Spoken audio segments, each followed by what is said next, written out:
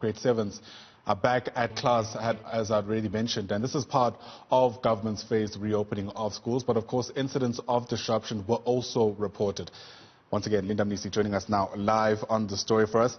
Linda, for the longest time, we'd heard that a lot of these issues are not going to go away, at least not even in the 4 weeks that the president has been able to announce. So much has happened since that announcement. Help us take stock of what the sticking issues still are at this point.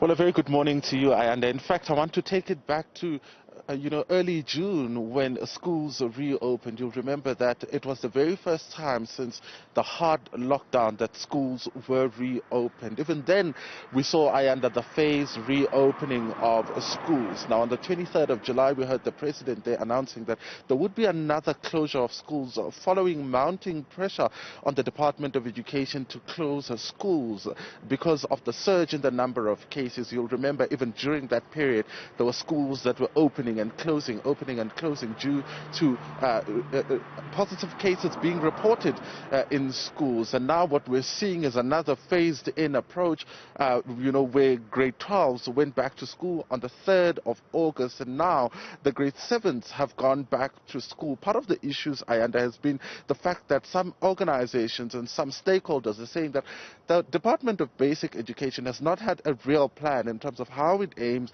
to do this and curb the spread of infection. Now, this is inevitable, but a lot of unions, you might have seen, are also calling for the department to be protecting teachers who are working with learners. Earlier on, we saw that approach where SMT staff would go back first to make sure that everything is in place. In Gauteng, in fact, we saw them employ, youth brigades, which would help schools cope with infections and screenings. So the whole administration of safety of those COVID-19 measures were implemented in Gauteng, but of course they continue to see a number of cases, and that's why schools had to be closed, Ayanda. Right, and during this period we've also seen several stakeholders, as you put it, within the school's governing structures actually disrupting some of the learning and teaching taking place. In fact, the department coming up with a statement. Help us understand what was said there.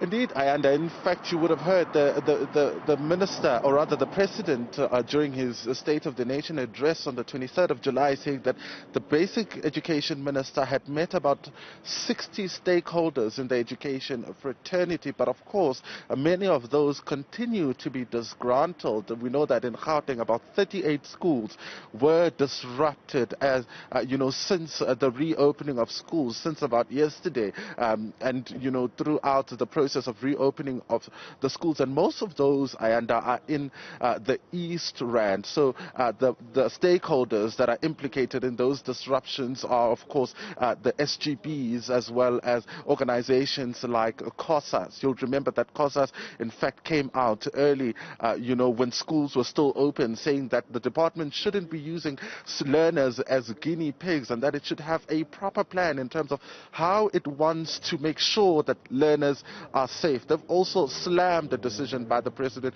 to, allow private schools to remain open. So at this point, really, Ayanda, it's about those SGPs. I mean, even in that statement that you referred to, the department, they're saying that, if SGBs continue disrupting schools, then they risk, the disbandment of the SGB, as they should be acting in the interest of the schools and the learners. Thanks for getting us into the picture. We'll leave it there for now. Linda Mnisi, our reporter live to us there from Johannesburg.